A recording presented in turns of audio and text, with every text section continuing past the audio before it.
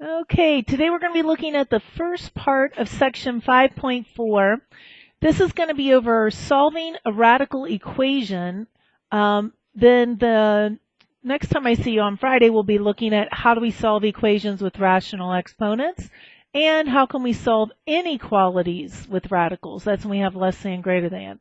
But today we're just focusing on solving a radical equation.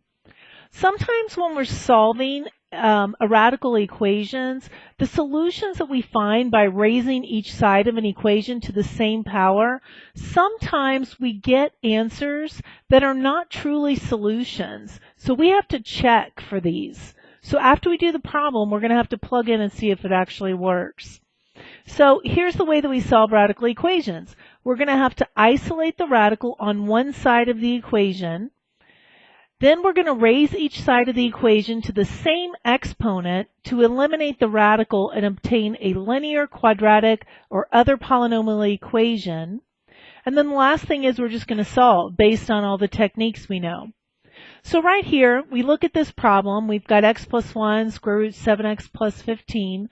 The radical is already by itself, so how do I undo it? What do I do to both sides? Square both sides. Now, please do not say that x plus 1 squared is just x squared plus 1. Don't do that. What is x plus 1 quantity squared? X squared plus 2x plus 1. All right? So that's going to equal, when I square this, 7x plus 15. This is a quadratic. With quadratics, I solve by getting it set equal to 0. So I'm going to subtract 7x, and I'm going to subtract 15. I've got x squared minus 5x minus 14 equals 0. What do we always try first with quadratics? Factoring. Are there numbers that multiply to be 14 and subtract to be 5? What are they? 7 and 2. So my solutions then are x minus 7 and x plus 2. That's the factored form.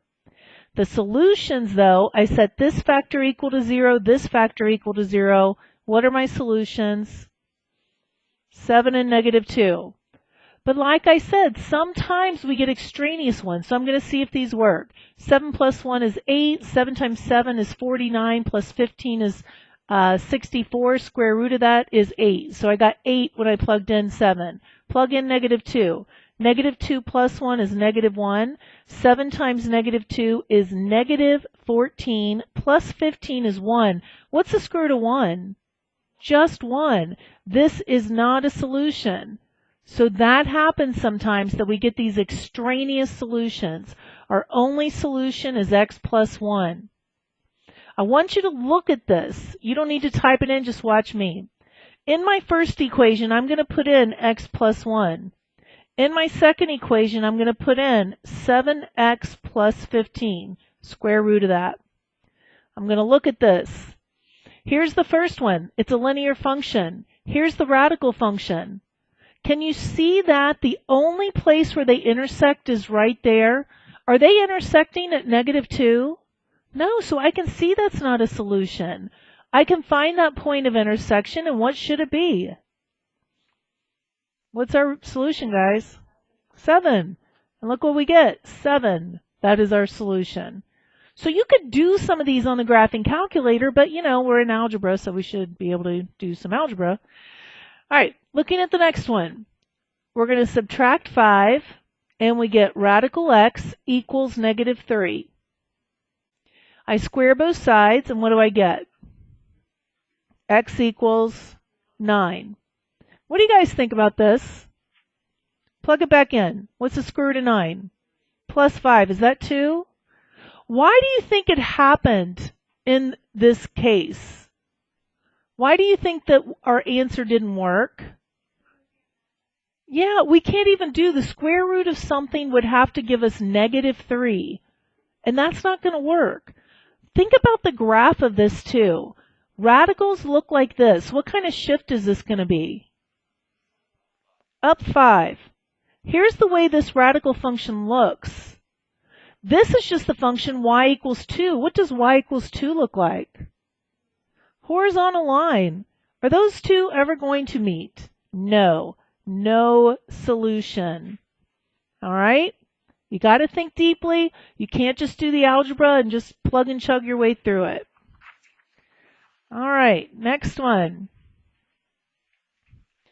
I look to see if my radical is isolated, and it is. So what am I going to do to get the radical to not have a radical? Cube. Cube both sides. Finish it up.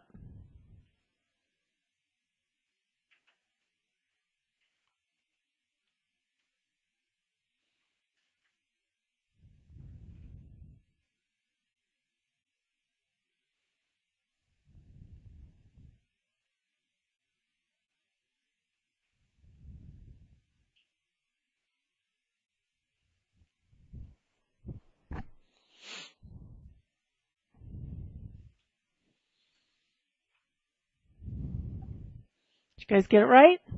Good. I should plug it in. 5 times negative 13 is negative 65 plus 1. That's going to be negative 64. The cube root of negative 64 is negative 4. So that is good. All right. Number 4, I need to isolate that radical. So I'm going to have to subtract 9 first. Now I have 1/3 times the 4th root of 2x equals 1.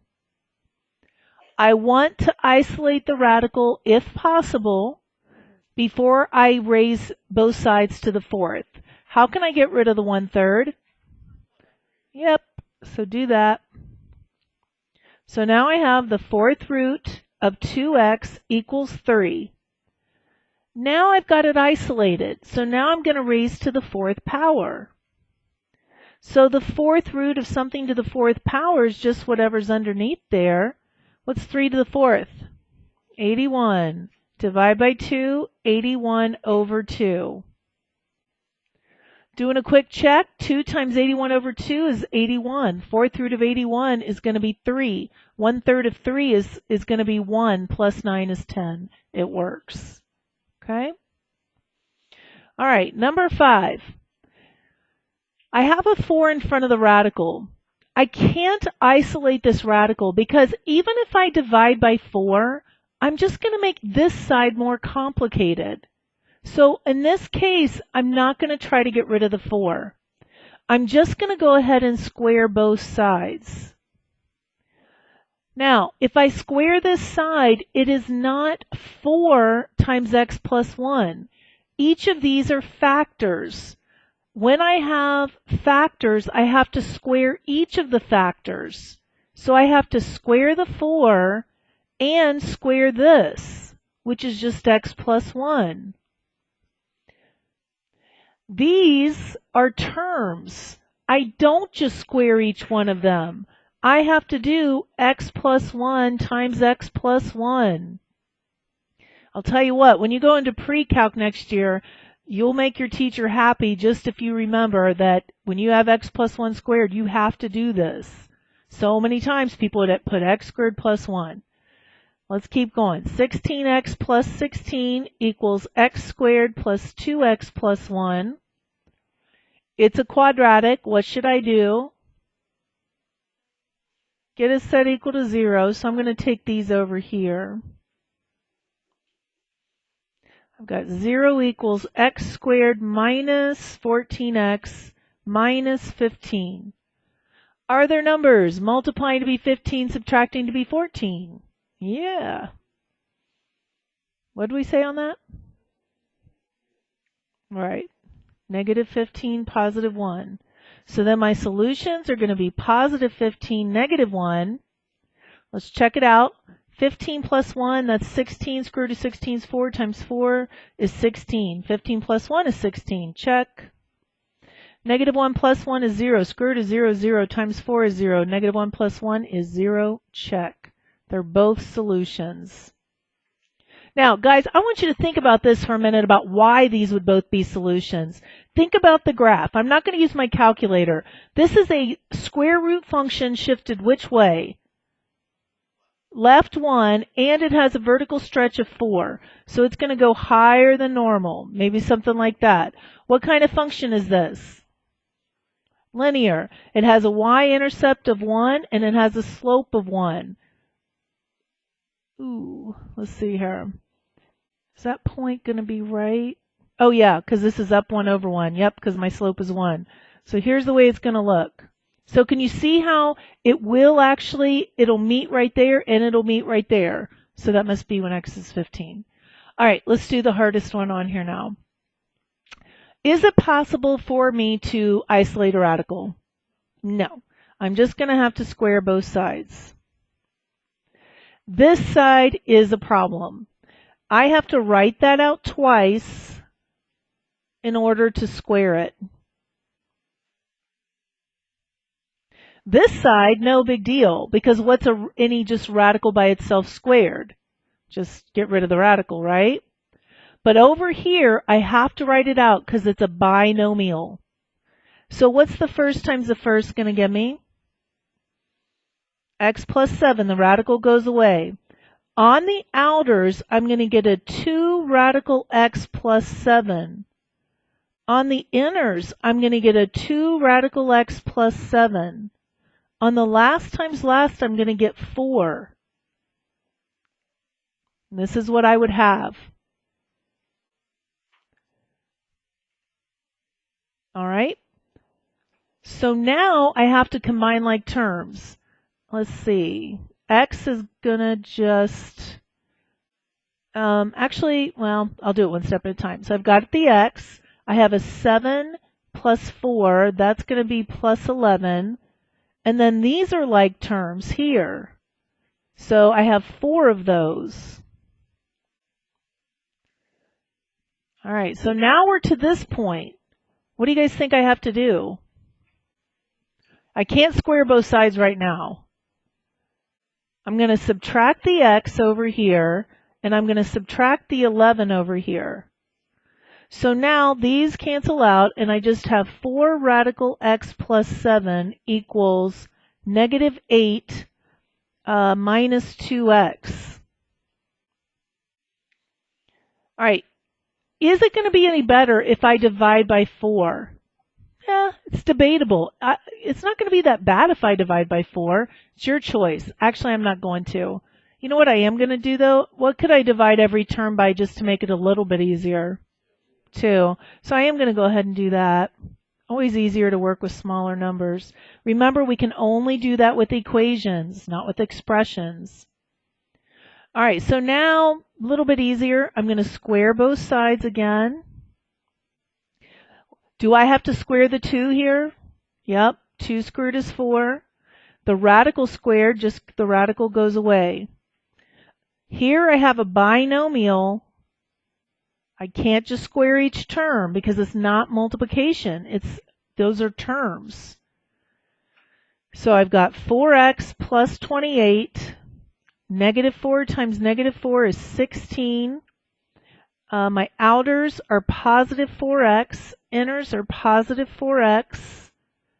Then I've got x squared. All right, so what kind of equation do I have now? Quadratic, get a set equal to 0. So I'm going to subtract 4x, and I'm going to subtract 28. So now I've got a 0 here. I'm going to rearrange these as I go. Hope that doesn't confuse anyone. I'm going to put the x squared first. Then I'm going to put the plus 4x. That canceled out. 16 minus 28 is negative 12. All right, life is good now because do we have numbers that multiply to be 12 and subtract to be 4? Yeah, we do. What are those numbers? Yep, so we're going to use positive 6, negative 2. And so our values for x, setting that equal to 0, negative 6, that equal to 0 is 2. So we have 2 solutions. I'm kind of thinking, what do you guys think? You think both of them are going to work just by looking at those? I kind of doubt it. Let's see. Okay, so negative 6 plus 7 is 1. Square root of 1 is 1. Plus 2 gives us 3. Plugging in negative 6 here, 3 minus negative 6, that's 9. Square root's 3. That did work. That surprises. I didn't think the negative would work. 2 plus 7 is 9. Square root of 9 is 3 plus 2 is 5. Here we go. 3 minus 2, that's 1. Square root of 1 is 1. 2 did not work. So sometimes it's a surprise. I was honestly thinking this one wouldn't work and that one would, but it's the opposite. So that's why we check. All right, questions? Not hard, just kind of a lot of work, right? Okay, so your assignment is on big ideas if you want to start working on it, but it's not going to be due until Tuesday. But if you want to get started, you can.